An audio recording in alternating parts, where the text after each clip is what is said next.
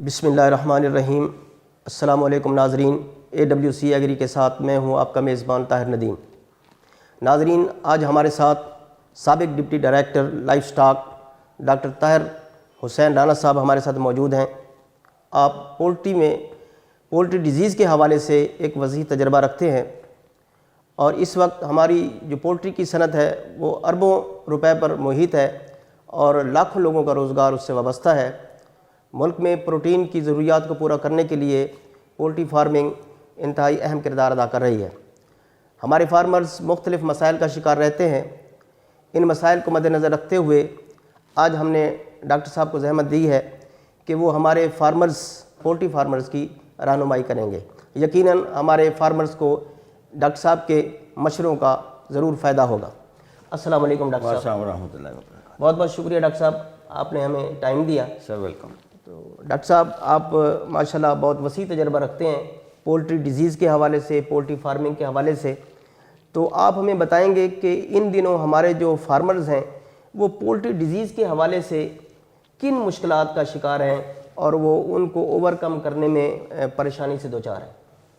बिस्मिल्लाहिर्रहमानिर्रहीम। अस्सलाम वालेकुम वरहमतुल्लाहि वबरकातुहू।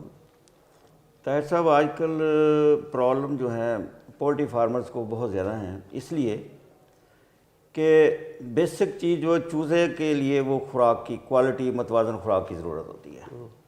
लेकिन अनफॉर्चुनेटली 5-6 महीने 7-8 महीने से जो हमारा एक क्राइसिस चल रहा है कि सोयाबीन की इम्पोर्ट रुकी हुई है, वो हमारे साहिल समुद्र पे खड़ी हुई है, क्योंकि वो GMO अप्रूव्ड नहीं था। तो उसमें यह है कि गवर्नमेंट इस लिहाज से मतलब प्ली ले रही है कि उसमें कुछ ऐसी चीज़ें होती हैं जो कैंसर काजिंग एजेंट्स होते हैं। लेकिन ये पहले भी आ रही थी। लेकिन अब प्रॉब्लम यह है कि हमारा मेन सोर्स ऑफ जो वेजिटेबल सोर्स है, इसमें जो मुर्गी की खुराक होती है ना, इसमें एक एनर्जी सोर्स होता है जिसमें हम ग्रेन्स लेते हैं, मकई है, चावल है, गंदम है। बाकी इसका प्रोटीन सोर्स होता है वो हम मेन जो सोयाबीन से लेते थे। तो वो हमारी जब इम्पोर्ट नहीं हो रही तो हमारा सारा सिस्टम जो है ना आउट ऑफ रेंज हो गया। हर इंग्रेडिएंट की लिमिट होती है। सोयाबीन हम 20-22% तक भी डाल लेते, कोई हर्ज नहीं था। लेकिन बाहर के मुल्क में, हमारे मुल्क में ये फ़र्क है, वहाँ में सिर्फ 2 चीज़ें मेन होती हैं, एक कॉर्न जिसको हम मकई बोलते हैं और दूसरा सोयाबीन। इसके अलावा बाकी वाइटामिन होते हैं, कोई कैल्शियम, फास्फोरस, ये वो चीज़ें होती हैं, मिनरल्स होते हैं। तो इसी बेस पे वो फीड बन। लेकिन हमारे मुल्क में वो पोजीशन नहीं है। लेकिन हमें और भी जैसे कनोला मील है, कॉटन सीड मील है और बहुत सारे ऐसे वेजिटेबल सोर्स की जो मतलब सोर्स है वो हमें डालने पड़ते हैं। लेकिन जब सोयाबीन हमें नहीं मिला तो वो सारी हर इंग्रेडिएंट की एक लिमिट होती है। जब हम लिमिट क्रॉस करते हैं ना, उसके पे बर्ड्स में साइड इफेक्ट आते हैं, उसके कुछ टॉक्सिक इफेक्ट आते हैं। लेकिन जब हम विद लिमिट रखते हैं तो कोई इशू नहीं होता। तो हमारी इस वक्त इंडस्ट्री जो है वो पिस चुकी है, इस लिहाज से क्वालिटी फीड नहीं है। पहले हमारे पास ये था कि हमारे बहुत अच्छी FCRs आती, जैसे फीड कन्वर्शन रेशो जिसको हम बोलते हैं। पहले होता था कि 22-23 मतलब तकरीबन 33-34-35 तक हमारी फीड कन्वर्शन रेशो आ जाती थी, यानी 50 kg खुराक आके वो हमें जो वज़न देती थी 32-33-35 kg हमारे लाइव वेट आ जाता था। सही। तो डॉक्टर साहब, इस वक्त कंट्रोल शेड भी बहुत आम हो गए हैं, इसमें बड़े ज़्यादा तादाद में बर्ड डाले जाते हैं। तो वहाँ को जो उसकी जो बायो सिक्योरिटी है उसको आप किस कदर अहमियत देते हैं कि उसकी तरफ तवज्जो देनी चाहिए हमारे फार्मर्स को? सर, अनफॉर्चुनेटली ये होता है कि हमारे यहाँ बायो सिक्योरिटी जो मेन टूल है किसी भी डिजीज़ को कंट्रोल करने का, उसमें हम ओवरलुक कर देते हैं। जो आदमी अपने फार्म पे बायो सिक्योरिटी को मेनटेन करता है, यानी कोई ऐसा सोर्स जिसके साथ कोई भी वायरस और बैक्टीरिया जो बर्ड्स के लिए हार्मफुल हो, डिजीज़ काजिंग हो, अगर वो ऐसे सोर्स को अंदर नहीं जाने देता तो प्रॉब्लम नहीं आता। लेकिन हमारे यहाँ ये बिल्कुल बायो सिक्योरिटी पे ध्यान नहीं है। हम लाखों रुपए मेडिसिन पे लगा देते हैं, फीड पे लगा देते हैं, हर चीज़ पे लगाते हैं। लेकिन जो मेन जो सोर्स है, जब हम चोर को अंदर ही नहीं जाने देंगे तो कैसे मतलब हमारी चोरी हो सकती है? तो ये मतलब जो वायरस बैक्टीरिया ये आदमी के ज़रिए या हवाओं के ज़रिए या स्ट्रे डॉग्स के ज़रिए आता है। क्योंकि हमारा सबसे मेन ये सोर्स है कि हमारे फार्म टू फार्म डिस्टेंस बहुत कम है। जबकि गवर्नमेंट ने इसमें बड़ा एक अच्छा डिसीजन लिया था कि इसमें रजिस्ट्रेशन हम शुरू करवाई थी और कर रहे हैं। को एक फार्म से दूसरे हाउस का तकरीबन 1 किलोमीटर कमर्शियल फार्मिंग का फासला होना चाहिए। जो ब्रीडर फार्म है उसका 2 किलोमीटर का होना चाहिए, जो ग्रैंड पेरेंट फ्लॉक हैं उनका 3 किलोमीटर का होना चाहिए। अगर इस पॉलिसी पे हमारी ये फार्मिंग होती है हमें बहुत सारे मसले मसाइल हमारे कम हो जाते हैं। तो ये जो बायोसिक्योरिटी ये मेन चीज़ है, उसमें बहुत सारे ऐसे सोर्स हैं जो मैं टेक्निकली तो क्या बताऊँ, मतलब मेन अगर हम बायोसिक्योरिटी जो ऐसा जो सोर्स जो अंदर हमारे कोई चीज़ भी जो मूवमेंट करके मूवमेंट के ज़रिए अंदर जाती है वो मतलब थ्रेट हो सकता है हमारी इंडस्ट्री के लिए। सही। डॉक्टर साहब, जिस तरह आपने फरमाया कि फीड बहुत महंगी हो गई जी जी, और इससे भी अखराजात बहुत बढ़ गए, पैदावारी अखराजात, तो इससे हटकर अगर हम डिजीज़ की तरफ जाएं तो वो कौन सी डिजीज़ है जो ज़्यादा इस पोल्ट्री फार्मिंग को हिट कर रही है और नुकसान का बायस बन रही है? सर डिजीज़ तो एक लंबी लिस्ट है, लेकिन जो मेन जो मतलब ज़्यादा डिस्टर्बिंग है वो है रेस्पिरेटरी डिजीज़। उसमें CRD जिसको हम बोलते हैं, IB बोलते हैं, नोज़विला अगर न्यू कैसल डिजीज़ रानीखेत जिसको बोलते हैं वो आई, वो तो बिल्कुल सफाया कर जाती है। लेकिन ये मेन जो रेस्पिरेटरी इश्यूज़ वाली डिजीज़ है ना, बाकियों तो हमने अल्हम्दुलिल्लाह वैक्सीनेशन और हम एडवाइस करते हैं कि बायोसिक्योरिटी को मेंटेन करें, एग्रेसिव वैक्सीनेशन प्रोग्राम के ज़रिए हम उनको कंट्रोल किया हुआ है। लेकिन ये ऐसी कुछ ऐसी बीमारियाँ होती हैं जो कंट्रोल में बाज़ का बंदे के नहीं आती। उसमें ना आजकल क्योंकि पहले फार्मिंग ओपन फार्मिंग होती थी, लेकिन आजकल कंट्रोल हो सकता है, तुम्हारी तमाम जो फार्मिंग है वो उस पर शिफ्ट हो गई है। तो कंट्रोल उसमें मेन चीज़ होती है वो वेंटिलेशन के लिए हमारे इतने एक्सपर्ट्स सुपरवाइज़र नहीं है जैसे होने चाहिए। यानी इतना ये मतलब ये एक साइंस है वेंटिलेशन। जैसे वो थोड़ा बहुत ड्रॉबैक होती है, ऊपर नीचे होती है वेंटिलेशन, तो उससे ये रेस्पिरेटरी इश्यूज़ आते हैं। जब रेस्पिरेटरी इशू आते हैं, फिर दूसरा हमारी क्वालिटी मेडिसिन नहीं है। ये बहुत बड़ा एक हमारा अलमिया है, क्योंकि इंडस्ट्री इतनी बड़ी है लेकिन हमारा कुछ चेक एंड बैलेंस नहीं है। हम सिर्फ मेडिसिन जब फार्मर को देते हैं, वहाँ रिजल्ट देते हैं, तब पता चलता है इसमें मेडिसिन ने काम नहीं किया। जबकि हमारे पास ऐसा कुछ चेक एंड बैलेंस नहीं है। जो फार्म पे या किसी शॉप पे कोई मेडिसिन आए वो बिल्कुल क्वालिटी वाइज A1 होनी चाहिए। तो हमारा ये भी एक बड़ा सोर्स है मतलब लॉसेस का हमारे फार्मर्स को, क्योंकि फार्मर्स हमारे बड़े ना ऐसे हैं कि यहाँ पे क्वैकरी सिस्टम बहुत ज़्यादा है। हर आदमी वो डॉक्टर है, सबसे बड़ी ये अलमिया जो है, क्योंकि ये है कि बड़ा क्वालिफाइड डॉक्टर के प्रिस्क्रिप्शन से मेडिसिन ली जाए, लेबॉरेटरी से गुजार के ली जाए। यहाँ पे हमारा हर सुपरवाइज़र डॉक्टर है, हर फार्मर डॉक्टर है, जिसने 1-2 फ्लाग नाले वो कहता है मेरे जैसा कोई एक्सपर्ट डॉक्टर नहीं है। तो ये बहुत सारे ऐसे अलमियाज हैं जो हमारे लॉसेस के मतलब बायस बनते हैं। जब तक हम ब्रीचेस को बंद नहीं करेंगे तो हमारा इंडस्ट्री ऐसे बम्बर में ही रहेगी और हमें उसका फ्रूटफुल ऐसा पोजीशन नहीं नजर आएगी। अच्छा डॉक्टर साहब, कोई फार्म में किसी फार्म में कोई बीमारी आ जाती है, कोई मॉर्टेलिटी हो जाती है, तो फार्मर को जो पहला स्टेप लेना चाहिए उस हवाले से वो क्या करना चाहिए? सर जब कोई भी बीमारी आती है तो उसको फौरी ही इसको मतलब ऐसे बर्ड्स जब नज़र आ जाएं, अपने कंसर्न टेक्निकल जो भी एक्सपर्ट है उससे रब्ता करना चाहिए। जी जी, उसको कॉल करनी चाहिए, उसके पास बर्ड भेजें या वो आए फार्म विज़िट करें ताकि वो देखे भी प्रॉब्लम क्या है। बाज़ का तो ऐसे होता है कि हमारी जो रूटीन एक ऐसी है, हमारा वहाँ का सुपरवाइजर देख रहा है ये मसला है, वो आप मेडिसिन पर वहाँ डिग लगा होता है उनके पास, वो शुरू कर देते हैं। जब वो उनके आउट ऑफ रेंज आती है फिर कहते हैं हाँ जी हम डॉक्टर साहब को बुलवा लो। जी जी, बिल्कुल सही। ठीक है, जब डॉक्टर साहब को बुलवाते हैं तो उस वक्त वो हर मेडिसिन ट्राई कर चुका होता है। तो जैसे होता है कि जब प्राइवेट हॉस्पिटल में आप निश्तर ले दो, ठीक है, जब उनकी रेंज से तो अगर बदनामी हो तो किसी गवर्नमेंट बंदे की हो, हमारी ना हो। सही बात। तो ये सर बहुत बड़ा जो मतलब फार्मर चाहता है कि मैं कामयाब सक्सेसफुल फार्मिंग करूं, उसको चाहिए हमेशा एक्सपर्ट टेक्निकल आदमी वेटरी डॉक्टर से रब्ते में रहे और उसकी डिवाइस के मुताबिक उसको जो भी ट्रीटमेंट उसको फॉलो करे तो इंशाल्लाह, और क्वालिटी मेडिसिन का इस्तेमाल करें और बायोसिक्योरिटी को मेंटेन करें और प्रॉपर डोजेस डालें। ये होता है कि आज ये भी एक बहुत इशू है, हम मेडिसिन कुछ लिखते हुए इतने ग्राम इतने लीटर पानी में डालनी है, वो अंडर डोज करते हैं, प्रॉपर उसका मेडिकेशन टेक्निक्स नहीं अडॉप्ट करते, उससे भी लॉसेज होते हैं। यानी इसमें बहुत सारे ऐसे लूप होल्स हैं जिसकी वजह से लॉसेज होते हैं। तो ये है कि हमेशा जब भी कोई मसला आए डॉक्टर से रब्ता करना चाहिए जो उसका कंसर्न डॉक्टर है। ठीक है सर।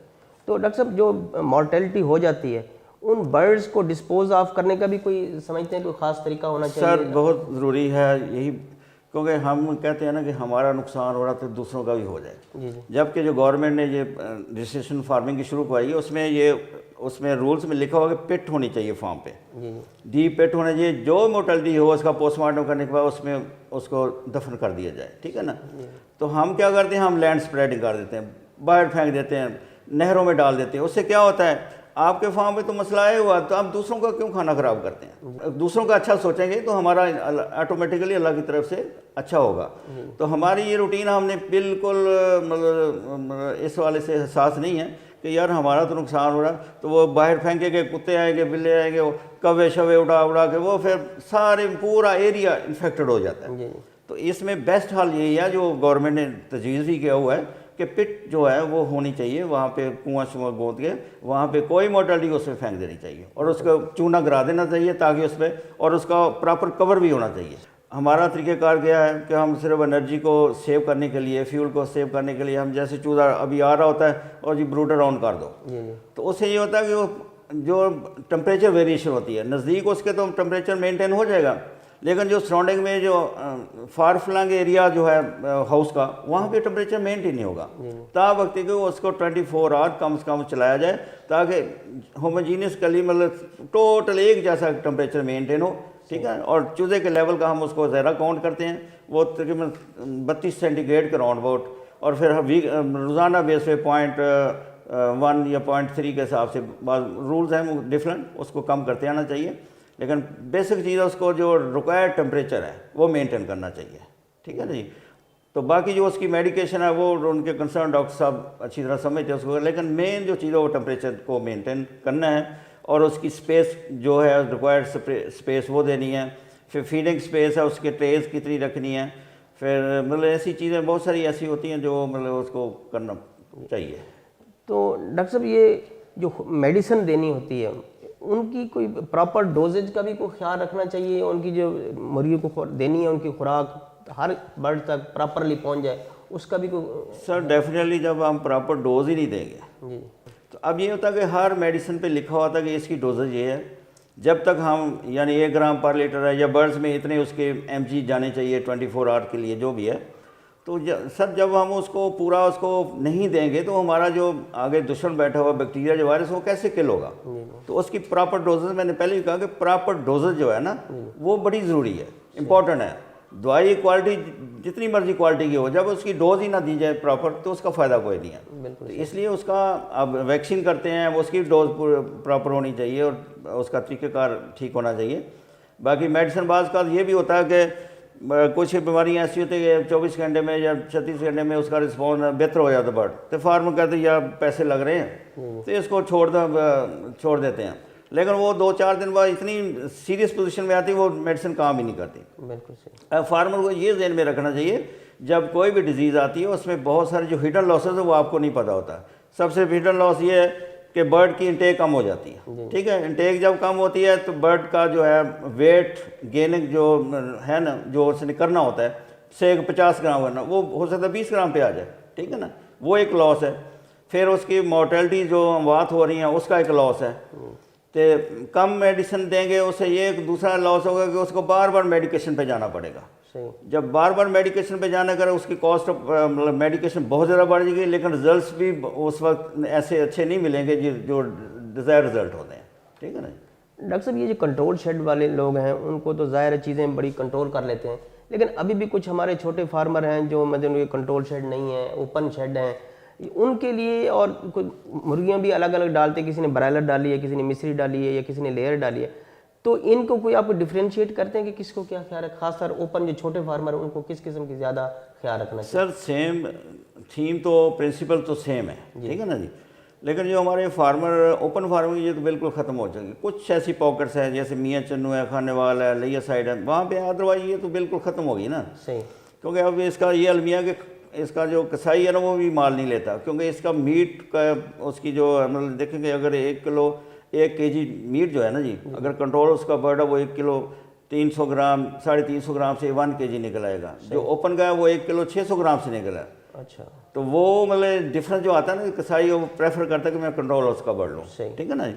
तो बाकी जो है सिस्टम तो वही है, जैसे गर्मी है सर्दी है उसका टेम्परेचर को मेंटेन करना है। हम सर्दी को देखते हैं कि टेम्परेचर मतलब डाउन होता है, उसको अप करते हैं कोई हीटिंग प्रोग्राम लगा के, जो भी ब्रूडर जिसको हम बोलते हैं।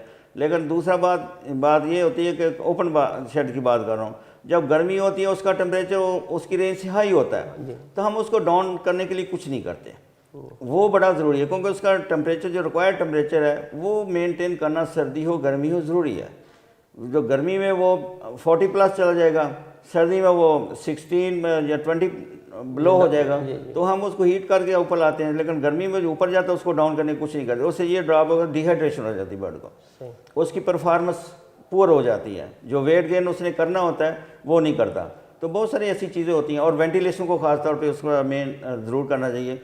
तो बाकी ओपन फार्मिंग तो ऐसी है, बस वो तो अल्लाह को प्यारी हो गई। डॉक्टर साहब, जैसे आपने बहुत अहम पॉइंट उठाया कि हमारे मुल्क में क्वैकरी भी आम है, मेडिसिन अच्छी नहीं मिलती सर, बहुत। तो आप हमारे जो फार्मर्स हैं उनको क्या गाइड करेंगे कि वो अच्छी मेडिसिन लेने के लिए क्या तरीका कार रखें कि उनके सही आपको उनको मेडिसिन मिले? सर, मैं रिक्वेस्ट करूंगा जो हमारे फार्मास्यूटिकल्स वाले हैं, क्योंकि ये फार्मर्स हैं, मैं कहता हूं कि हम 3 बंदों से उसका जुल्म करते हैं।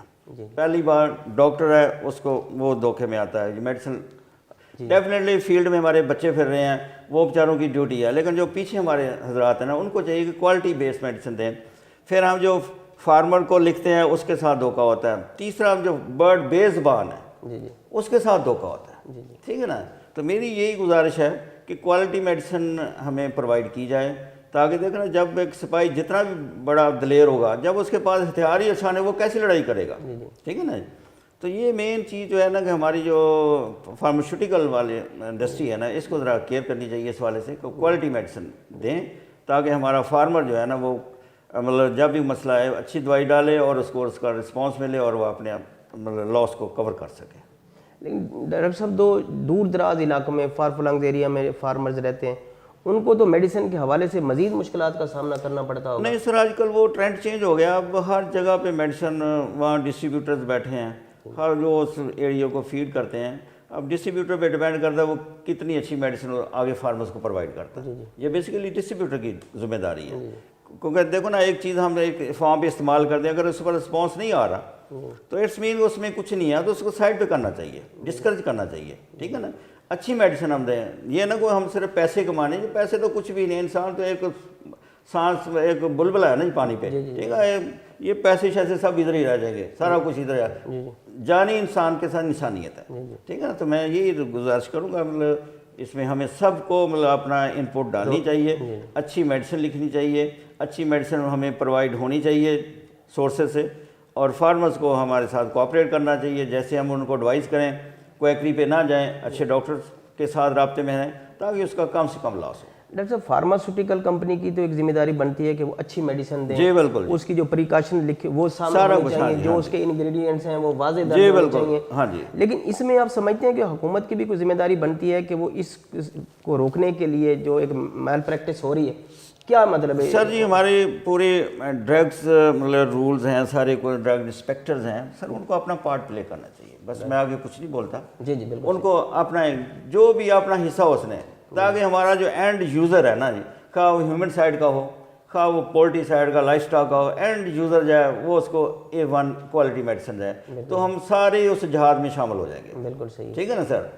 तो ये हमारा सर, यानी कि हमारा एंड यूजर तो फार्मर हुआ ना। फार्मर सर, अगर हम अब फार्मर को बचाएंगे सर तो हम हैं। जी बिल्कुल। लेकिन हम तो कहते हैं पूरे इस इंडस्ट्री का जो यूनिट है वो फार्मर है। फार्मर है तो पूरी इंडस्ट्री लिंक्ड है। अगर फार्मर नहीं, आप देखें ना, अब इसमें 15-16 लाख के से ज़्यादा लोग इसमें इन्वॉल्व हैं, सिर्फ उनको एम्प्लॉयमेंट मिली हुई है। डॉक्टर्स हैं, बड़े बड़े अच्छे अच्छे, मतलब हर लेवल पे उसमें जॉब्स हैं। ठीक है ना?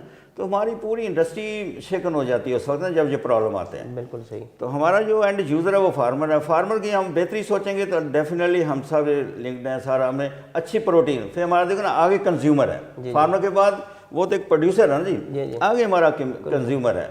अगर कंज्यूमर हमारे अच्छी प्रोटीन उसको मिलती है, क्वालिटी प्रोटीन मिलती है, तो इससे और क्या बड़ी बात हो सकती है। ये सारा एक जहाद अगर समझा जाए तो नीयत पे डिपेंड करता है ना सर। नीयत अगर अच्छी है तो हर काम इबादत है। हम अब समझते हैं कि नमाज नफल ये वो नमाज नहीं, वो थ्योरी है। प्रैक्टिकली इंसान की दूसरों का ख्याल करना, दूसरों के अच्छे तल्लुकात रखना और हसास होकर दूसरों की खिदमत करना, तो ये असल मेन ड्यूटी है।